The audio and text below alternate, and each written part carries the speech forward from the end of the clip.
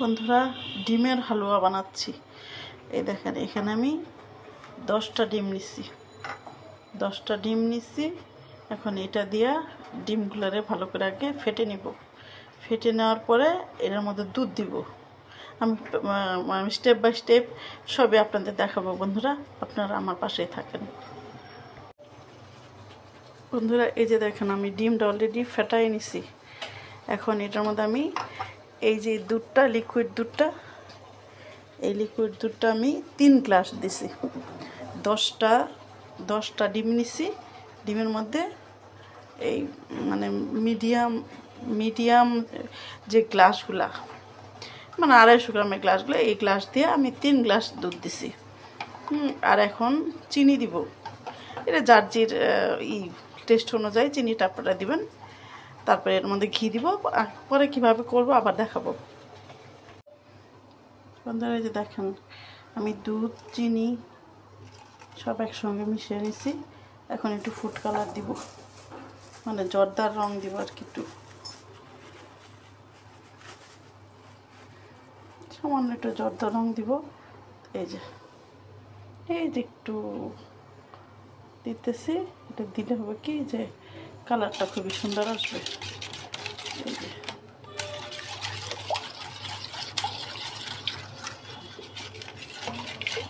ঘি দিব, গ্রামগঞ্জের ঘি দিব। আর হলো এলাচি, দারচিনি, তেজপাতা দিব। ওকে বন্ধুরা, আমার এই যে ডিমের হালুয়ার ফাইনাল লুক।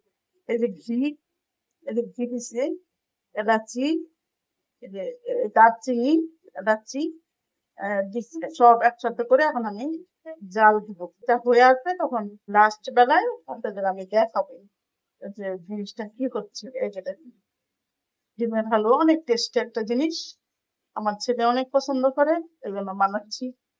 তো লাস্ট মুহূর্তেও আপনাদের আমার সঙ্গে থাকেন, আমি আপনাদের দেখাবো। এই যে দেখেন আমার ডিমের হালুয়া। হ্যাঁ, আমি এখন এই যে জমাট বেঁধে আসতেছে, এইটাই এক সময় তেল ছেড়ে দিবে, তখন নামাই নিব। এই যে এটা কিন্তু অনবরত নাড়তে হবে, মানে কিন্তু নিচে লেগে গেলে কিন্তু পুরো ডিম পুরা কিন্তু খাওয়া যায় না, একদম বাজে। এটা একদম ছড়াই দিতে হবে। সুতরাং সব এটা অল টাইম নাড়তে হবে, নাহলে কিন্তু এটা নিচে লেগে গেলে আর খাওয়া যাবে না।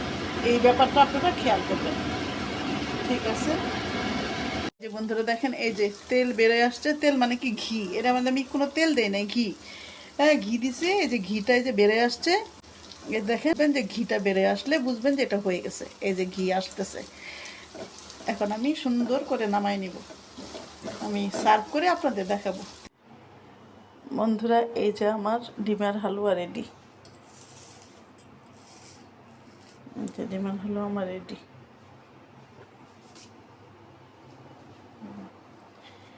অনেক টেস্টি হয়েছে, অনেক দেখতে অনেক সুন্দর, ইয়ামি হয়েছে। আপনারা এইভাবে বানানোর চেষ্টা করুন বাসায়। অনেক আসলে এটা একটা নতুন খাবার, অনেকে হয়তো বা জানে না, কি জানি না, তবে আমাদের বাসায় এটা সবাই খুব পছন্দ করে। এই জন্য আমি আপনাদের সাথে এটা শেয়ার করলাম। হ্যাঁ, আপনারা বাসায় বানানোর চেষ্টা করবেন। তো থ্যাংক ইউ, ভালো থাকবেন সবাই। আজকে শবে বরাতের দিন, সবাই সবার জন্য দোয়া করবেন। আমরাও আপনাদের জন্য করব, আপনারাও আমাদের জন্য করবেন। কারণ সামনে শবে বরাত আবার থাকবো কি থাকবো না আল্লাহই জানে ভালো। তারপরেও সবার কাছে মাপ চাই, সবাই মাপ করে দিবেন এবং ভুল ত্রুটি হইলে ক্ষমা সুন্দর দৃষ্টিতে দেখবেন। জি, আসসালামু আলাইকুম।